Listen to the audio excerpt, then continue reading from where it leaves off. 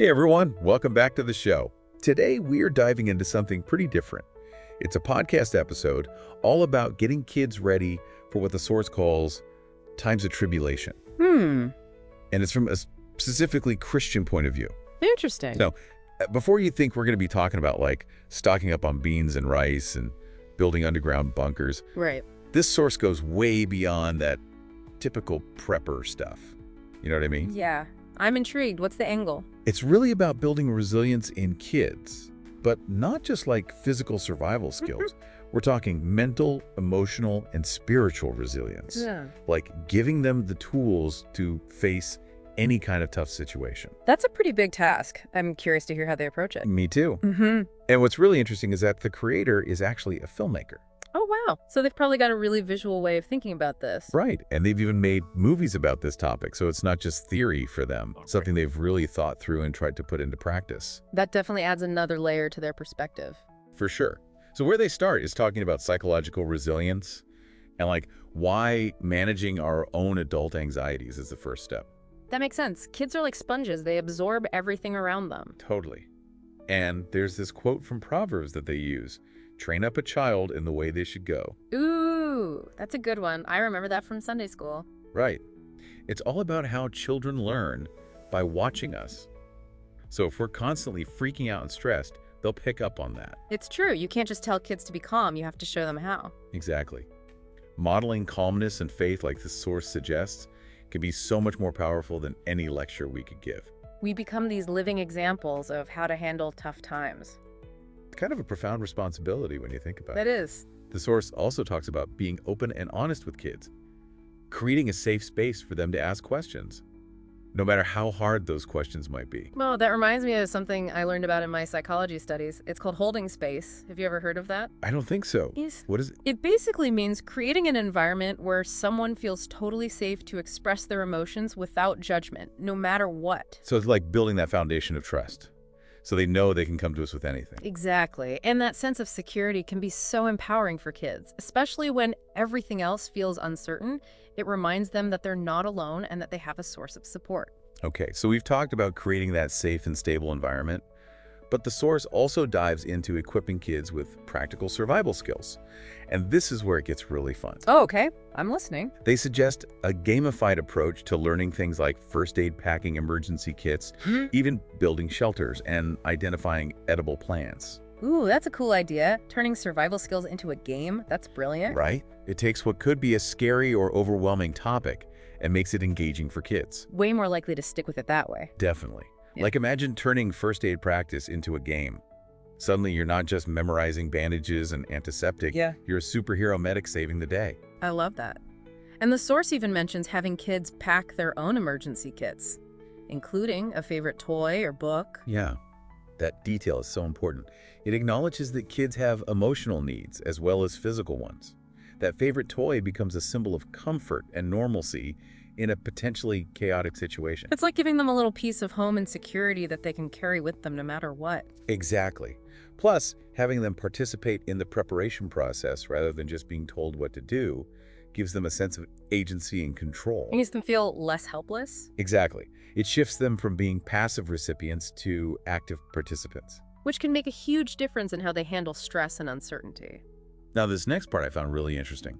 The source dives into nurturing a child's spirit, especially in challenging times. Okay, I'm all ears. They specifically talk about maintaining religious routines, like daily devotionals, singing songs, reciting Bible verses, even playing Bible trivia. Huh, that's interesting. It seems kind of counterintuitive. When everything's falling apart, you'd think focusing on practical survival would take priority. Right, but that's where this perspective gets really insightful. The source argues that these practices aren't about escaping reality, but rather about grounding children in something deeper and more enduring. So it's less about the specific activity and more about the feeling of stability it provides. Precisely. Think about it from a kid's perspective. The world feels like it's ending. But these rituals, whether it's prayer, reading scripture, or even just singing a familiar song together, they remain constant. It's like an anchor in the storm. Exactly. And it connects back to what we were talking about earlier with that holding space idea, creating a sense of safety and predictability even when everything else feels chaotic. Makes a lot of sense. And I love how they suggest incorporating things like journaling or art into the routine. It gives kids a healthy outlet for processing their emotions. It's about helping them make sense of what's happening around them. And the source also talks about anchoring children in faith, like helping them to understand that even in the midst of hard times, they're not alone. They have a loving God who's always with them. Right. And that's not just a nice thought. It Yeah. can be a source of real strength and resilience. It's about instilling in children a sense of hope and purpose that goes beyond their immediate circumstances. It's about teaching them that even when things are tough, they can still find meaning and joy in their lives. Such a powerful message to give kids, especially when they're feeling scared or confused. Absolutely. So we've covered a lot of ground here, from managing our own adult anxieties to creating a safe space for kids, equipping them with practical skills, nurturing their spirit. And you know what else the source brings up? Yeah. That I think is super important. What's that? The role of community. Oh, yeah. That's huge. It challenges that whole idea of hunkering down and fending for ourselves. It emphasizes the strength and support that come from collective action and shared responsibility. We can't do it all alone. Definitely.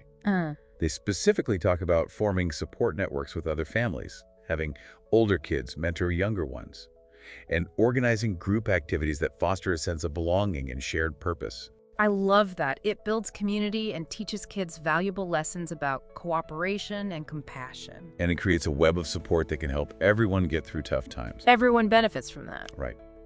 So we've talked about practical preparations, the importance of community, and the power of spiritual resilience in equipping children for challenging times. It's a pretty holistic approach. And that's what I find so compelling about this source.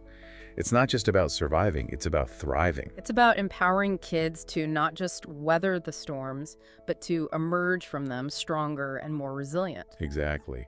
Children are a heritage from the Lord offspring, a reward from Him. Beautiful. It's a powerful reminder that we have a duty to care for our children. Not just physically, but emotionally, spiritually, and morally. And that responsibility becomes even more important when we think about the challenges they might face in the world. It's a call to action. To equip them with the tools and the mindset to not just survive, but thrive. No matter what life throws their way. You know, it's easy to get caught up in the doom and gloom when we talk about preparing for hard times. But there's also a lot of hope in this source. I agree. There's this underlying optimism that comes from believing that even in the midst of hardship, there's still good to be found. Beauty to be appreciated, and faith to be strengthened. And that's such a powerful message to share with kids. It's not about shielding them from every difficulty. It's about giving them the tools to navigate those challenges with courage and resilience. And to find meaning and purpose even in the midst of adversity. Which, let's be honest, is a skill that everyone needs. Not just for surviving major disasters, but for dealing with all of life's ups and downs. So as we wrap up this part, what's standing out to you as the most impactful takeaway from this practical advice? For me, it's the emphasis on meeting children's needs on multiple levels. Not just physically, but emotionally and spiritually, too. It's about recognizing that kids are whole beings, With complex needs. and those needs deserve to be addressed holistically. It's a good reminder for all of us. And we encourage you to keep exploring these ideas.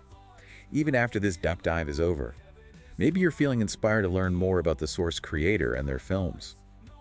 Maybe you'll even try incorporating some of these practices into your own life. Whatever your takeaway, we hope this has been a thought-provoking and insightful journey. Thanks for joining us. Heaven is my home, freedom inside like a path.